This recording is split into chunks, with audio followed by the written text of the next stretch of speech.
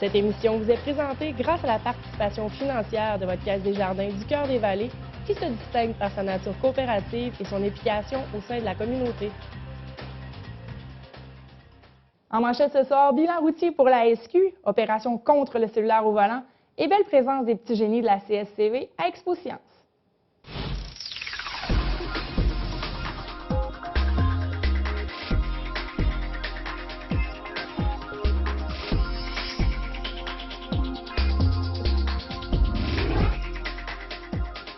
Bonsoir, mon nom est Josiane Hardy et bienvenue à cette édition du jeudi 20 mars 2014.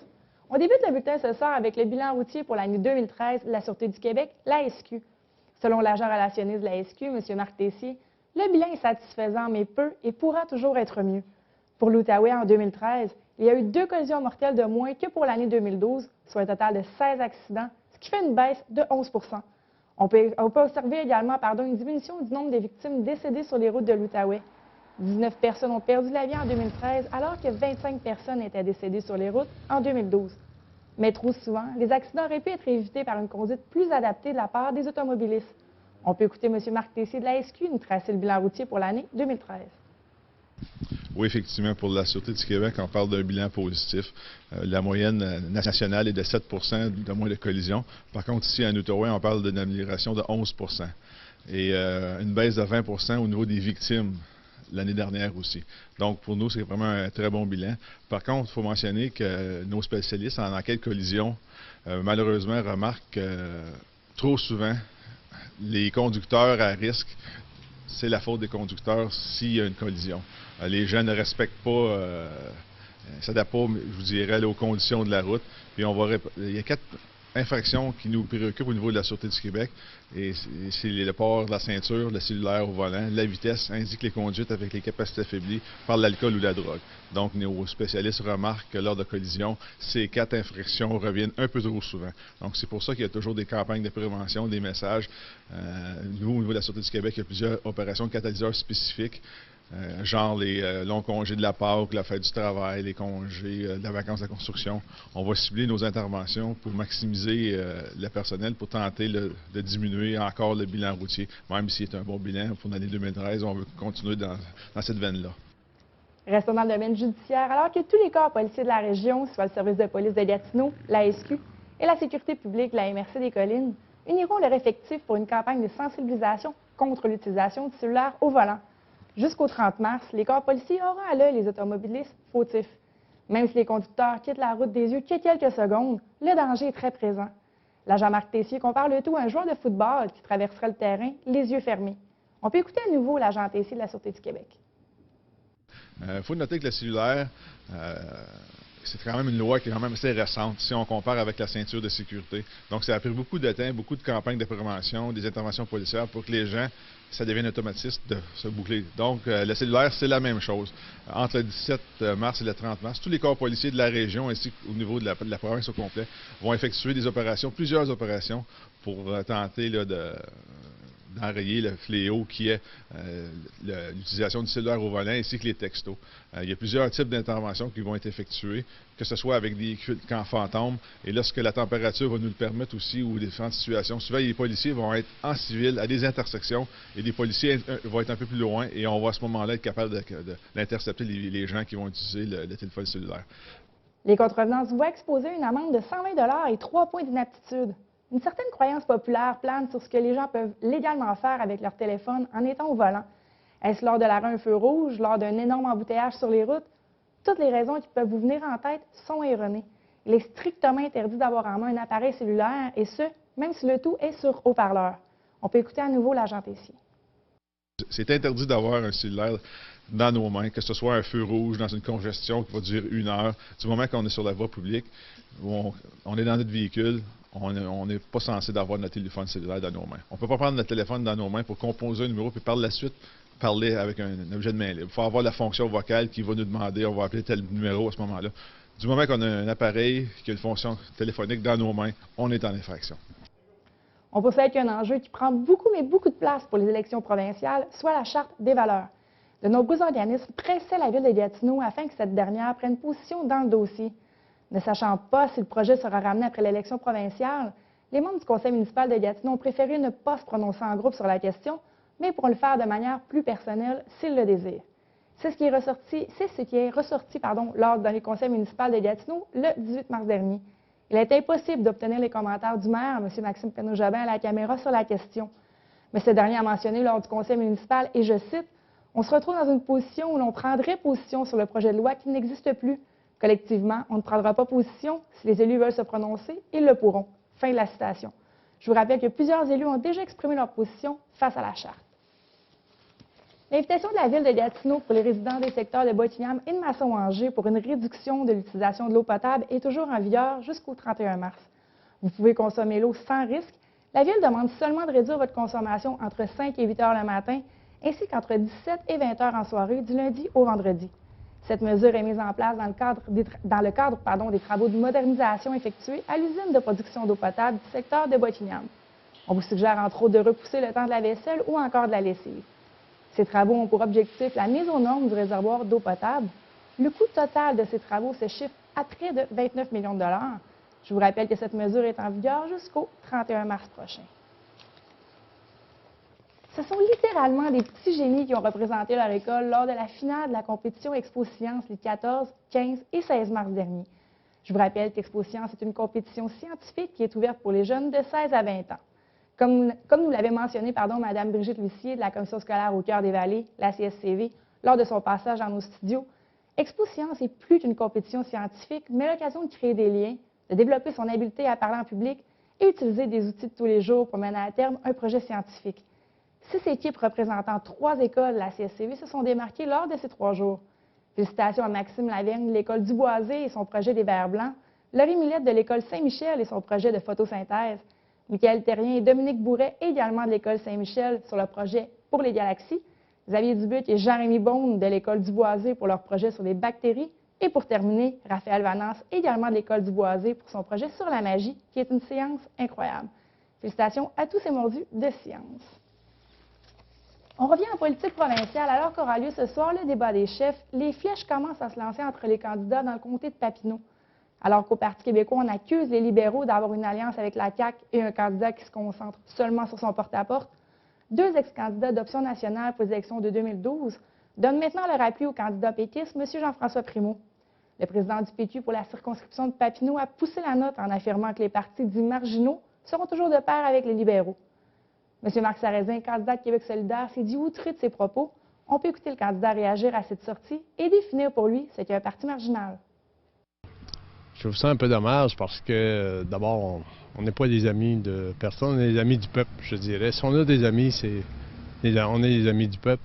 Et deuxièmement, je pense que c'est manquer de respect envers les 2000 personnes qui ont voté Québec solidaire lors de la dernière élection dans Papineau. Et depuis, Québec solidaire, ça fait 10 ans qu'il existe. C'est pas un parti marginal. Et je pense que le Parti québécois pense qu'il y a le monopole sur la question de la souveraineté du Québec. Québec solidaire s'affiche ouvertement pour un Québec libre. À ce que je sache, c'est pas si clair que ça encore pour Mme Marois. Et Québec solidaire veut faire un Québec souverain, mais pas nécessairement à la sauce pédado. Dans ce sens-là, nous, on veut faire la souveraineté du Québec, mais avec le peuple et pour le peuple également. Mon Dieu, moi, il faudra les demander, je pense, à la personne, M. Provost, je pense, c'est quoi pour lui un parti marginal. Moi, je travaille fort, je fais campagne dans l'ensemble du comté de Papineau. Je suis un candidat, je pense, sérieux, je prends mon rôle au sérieux. Et puis, j'ai pas l'impression, en tout cas moi, d'être un marginal, puis j'ai surtout pas l'impression d'être dans un parti marginal. Comme mentionné dans le bulletin de mardi, les entrevues studio prennent une toute autre tournure pour l'élection provinciale. Les candidats viennent en studio afin de répondre à des questions sur des sujets variés. Un débat, organisé en collaboration avec le journal Le Bulletin et La Petite Nation, aura lieu le 27 mars prochain à 19h à la mairie de l'Ange-Gardien. Le public est le bienvenu pour le débat. Messieurs Iraca, Primeau, Beauchamp et Sarrazin seront sur place. M. Langelier a décliné notre invitation. Si vous avez des questions pour les candidats, je vous invite à me les faire parvenir à l'adresse nouvelle avec un s @tvc.qc.ca. Mais pour l'instant, je vous invite à regarder l'entrevue que j'ai réalisée avec M. Marc Sarrazin, candidat pour Québec solidaire.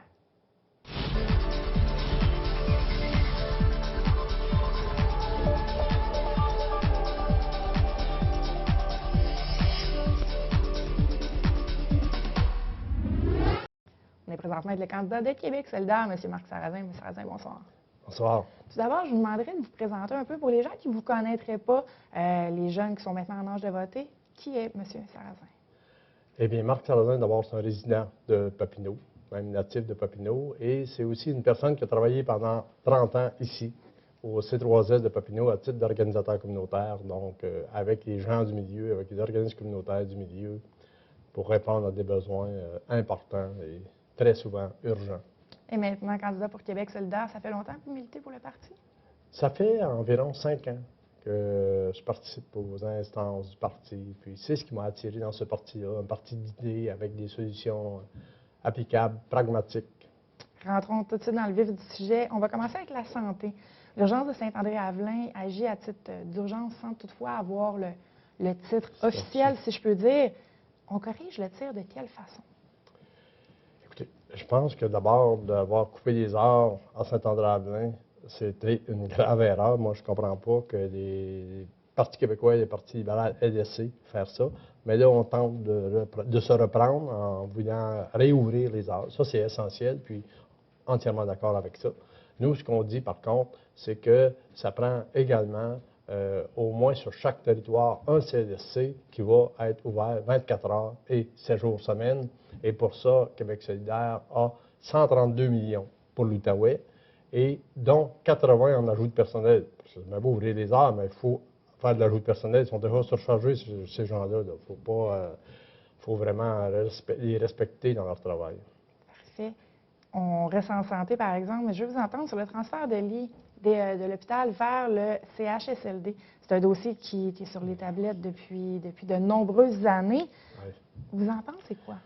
Oui, écoute, ça c'est un dossier, oui, qui, à mon avis, a trop tardé. On est entièrement d'accord avec ça. Il faut libérer des lits de l'hôpital, effectivement, pour des gens vraiment qui sont hospitalisés. Et ça aussi, je ne comprends pas pourquoi ça ne s'est pas fait avant. Et là-dessus, Québec solidaire a aussi des solutions. Quand on parle d'ouvrir 24/7, il faut libérer des personnes, il faut libérer des lits, et c'est une façon. Il faut éviter que les gens aient besoin de se rendre à l'urgence. Quand on a une grippe, on n'a pas besoin d'aller à l'urgence, ça devrait être traité dans un CLSC 24/7, mais maintenant, on ne peut pas le faire. Et en plus, on libère des médecins. Il y a 28 000 personnes dans l'Outaouais qui n'ont pas de médecin encore. Inconcevable. Donc, si je comprends bien, tout ce qui a rapport avec la santé part des CLSC. En ouvrant les CLSC 24/7, on injecte aussi, je ne me trompe pas, c'est 132 millions. Exactement. La solution pour Québec solidaire, c'est les CLSC. Nous, on veut pas, on dit investissons dans les CLSC pour éviter d'aller dans les soins les plus coûteux. Et Québec solidaire a une autre solution aussi, parce que les coûts de santé vont toujours être là. Il faut développer ce que Amir Kadir appelle Pharma Québec, un organisme qui va faire l'achat des médicaments et la distribution. Actuellement, c'est les grandes entreprises qui profitent de tout ça. Et ça, c'est un projet très concret qui nous permettrait d'épargner 1,5 milliard par année. L'Ontario le fait. Juste l'autre bord, ils l'ont fait. Pourquoi que nous, on ne le ferait pas? Et ça, Québec solidaire est prêt à le faire maintenant. Je vous amène sur un tout autre point. Vous provenez des milieux des organismes communautaires. Oui. Souvent, les organismes communautaires peuvent crouler sous la paperasse des demandes de subventions. Comment qu'on allège leurs tâches? Eh mon Dieu, quelle bonne question. Ça, j'ai tellement vu ça souvent. Pour 10 000 on demande ça des papiers de paperasse. Les grandes entreprises peuvent obtenir des millions sur un plan d'affaires de 2 pages ou même un coup de fil. Quelle injustice. Les organismes communautaires, ça aide du monde à la base. Pourquoi exiger autant de paperasse? Eux autres, ce qu'ils veulent, puis ce qu'ils aiment, puis ce qu'ils sont formés, c'est travailler avec le monde sur le terrain. Ça se revise sur un 10 sous, un organisme communautaire, pour répondre à un nouveau besoin. C'est C'est pour ça que d'ailleurs que Québec solidaire a 362 millions pour l'ensemble du Québec pour les organismes communautaires. C'est vraiment des organismes qui méritent d'être encouragés et enfin reconnus. Les organismes, je vais juste terminer en mentionnant que les organismes communautaires, c'est de l'emploi aussi. Hein? C'est de l'emploi local, là, ici. Donc, les millions que Québec solidaire voudrait injecter, ce serait de quelle manière ils aideraient les organismes communautaires? Est-ce que c'est en engageant plus de personnel? Est-ce que c'est en les aidant côté locaux? De quelle manière ces millions-là seraient répartis? Entre autres, les organismes communautaires, là, sont quasiment tous à loyer. Ça, c'est de l'argent. Les organismes communautaires de la région aussi, là, ils ont tous payé une maison ou un local depuis le temps qu'ils existent, quand je les connais, tous. Et il faudrait qu'ils aient la possibilité d'acheter, soit sur une base individuelle ou collectivement. Ça, déjà, à un moment donné, ça se paye. C'est comme un peu une hypothèque de maison, si je peux dire. Premier élément. Deuxième élément, il faut rehausser, reconnaître les organismes communautaires, les employés qui travaillent là. Un salaire trop bas. Il faut rehausser ça. Et en plus, bien entendu, il faut réinvestir de l'argent neuf pour embauche, plus d'embauche. Ça, c'est le meilleur argent qu'on peut pas investir. Terrain, proche du monde, répond, besoin, solution rapide. Excellent. Je vous amène sur un tout autre terrain, côté environnemental. Québec solidaire est quand même reconnu dans la plateforme pour avoir l'environnement un gros poids, si je peux dire. Comment ça se traduit pour le comté de Papineau, l'environnement? L'environnement, c'est, à mon avis, en tout cas, Québec solidaire, c'est le parti qui parle le plus d'environnement. Québec solidaire a une vision à long terme. Papineau, là, simplement, on a besoin de terrain pour la construction, entre autres, de logements sociaux. L'autre côté du pont, il y a une usine qui est à vendre. Une ancienne usine, le propriétaire est encore Rhodia. À ce qu'on me dit, c'est pollué, produits chimiques. Ce qui va arriver, ça va être vendu, ça. On va rester avec un terrain pollué. C'est monsieur et madame tout le monde qui va payer pour ça. Nos taxes. Québec solidaire, ce qui dit, non. Partira pas de là sans dépolluer ce terrain-là. Puis lorsqu'il sera dépollué, là, on pourra l'utiliser à bon escient. Logement, entre autres, dont on a tant de besoins ici. Mais ça, Québec solidaire là-dessus est solide. Fini. Fini de laisser les multinationales polluer notre environnement.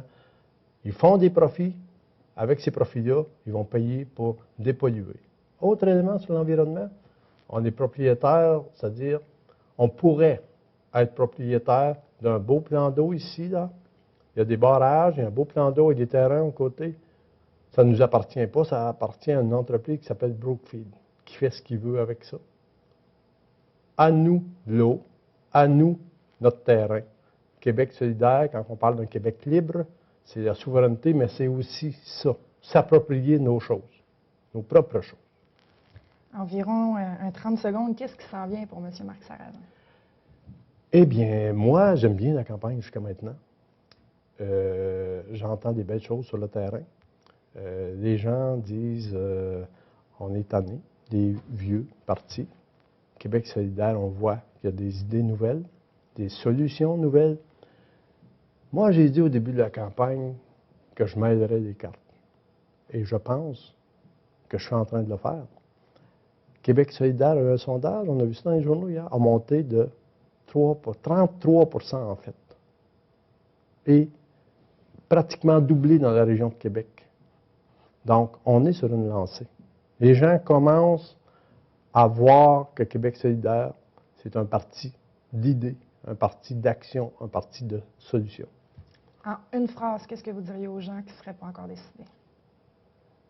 Vous voulez un Québec juste, vous voulez un Québec libre, vous voulez un Québec vert, votez pour Québec solidaire, votez pour moi, on va trouver des solutions. Parfait, merci beaucoup, M. Sarrazin. Merci à toi.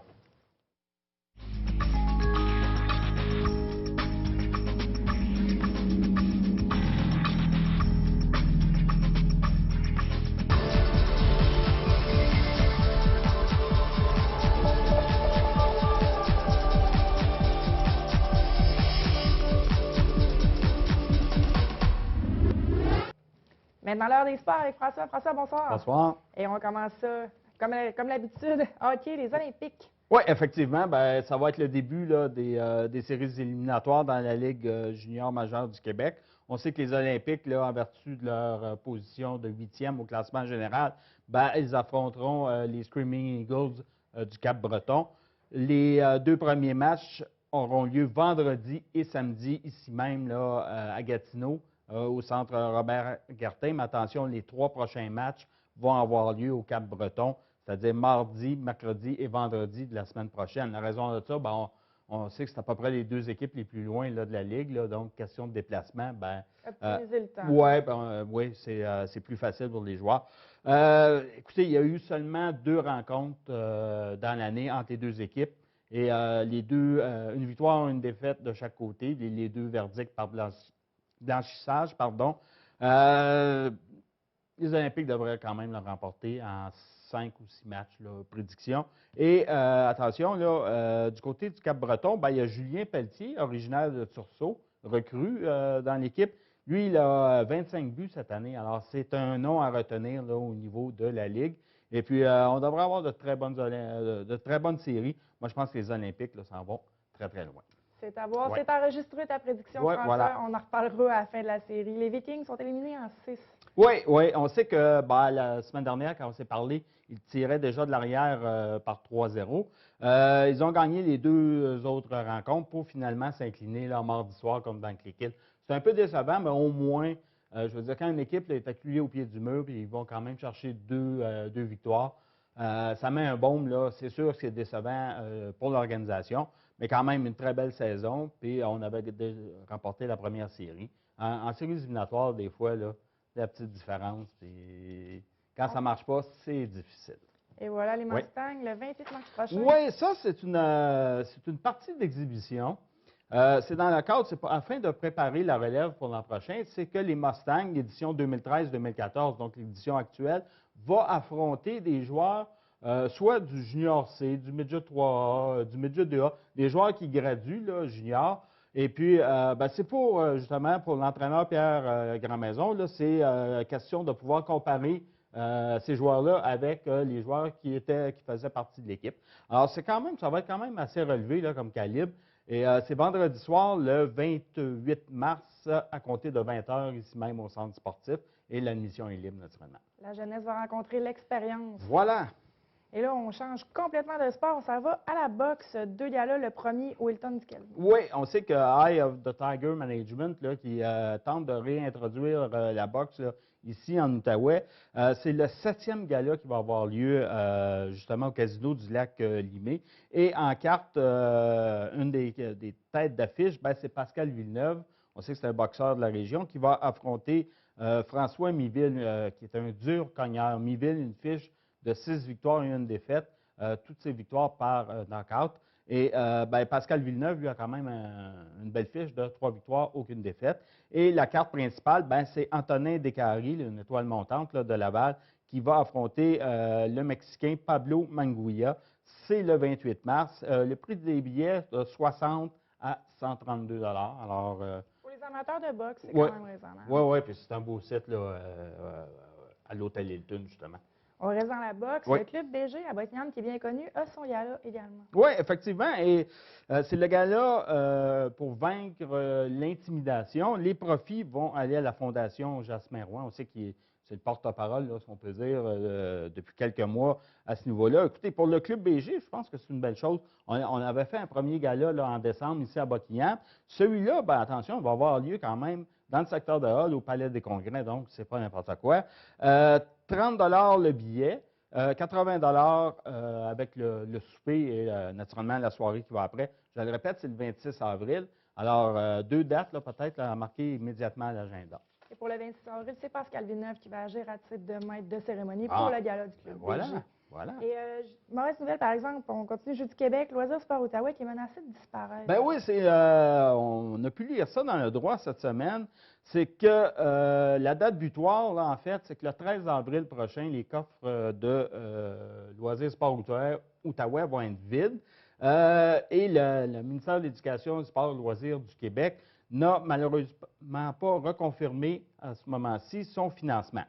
Il reste encore 2 réunions du Conseil du Trésor, mais ça, c'est moins certain. On sait qu'on est en période électorale dans le moment et à Québec, là, disons que les choses tournent plus au ralenti. Concrètement, ce que ça veut dire, c'est que ça met en péril non pas les Jeux du Québec, mais l'organisation des finales régionales. Et on sait que les finales régionales, c'est la base, et puis c'est avec ça que tu peux monter tes équipes là, pour faire bonne figure aux Jeux du Québec. Je pense que c'est un dossier qui est assez important. Je pense que le gouvernement devrait être sensibilisé à ça, parce que c'est la même chose dans toutes les régions. Ce n'est pas commun à l'Outaouais. Puis comme dit le slogan, moi, je ne veux pas faire de politique. Il faut peut-être se parler des vraies affaires. Puis ça, c'en est une, tant qu'à moi, mesdames et messieurs. On s'en va en ski. Le champion du circuit Nord-Am. Oui, Dustin Cook du Mont-Sainte-Marie. C'est une belle révélation. Il a tenté de se qualifier pour les Jeux olympiques. Malheureusement, ça n'a pas fonctionné. Mais là, il termine 2e au classement général en Super G. Ça, ce que ça veut dire pour lui, c'est que l'an prochain, il va, en 2014-2015, il prendra part à toutes les épreuves de la Coupe du monde au niveau là, de l'équipe canadienne. Alors, c'est une excellente nouvelle. Un autre skieur de la région. Bien, félicitations. Puis un nom à retenir l'an prochain, Dustin Cook. On va en reparler jusqu'en 2018. J'ai l'impression que les prochains Jeux, et là, on passe de la neige à un sport qui est plus d'été, si je peux dire, le soccer. Oui, il y en a qui doivent commencer à avoir hâte, là, que ça commence à fondre. C'est une nouvelle qui nous vient là, de la petite nation. On a décidé de se regrouper toutes les associations là, de soccer locales, notamment celle de Papineauville, de la Petite Nation. Et on va faire là, ce qu'on appelle le FC Petite Nation. C'est excellent, ça, parce que ça permet, premièrement, d'avoir un guichet unique. Donc, c'est plus facile de recruter les entraîneurs, de former les entraîneurs. Pour les joueurs, bien, question compétition, étant donné que le bassin est plus grand, bien, c'est peut-être avantageux de pouvoir avoir une meilleure compétition, etc., etc. Alors, on leur souhaite bonne chance, une nouvelle association de soccer. Alors, on sait que c'est extrêmement populaire du côté de la Petite Nation.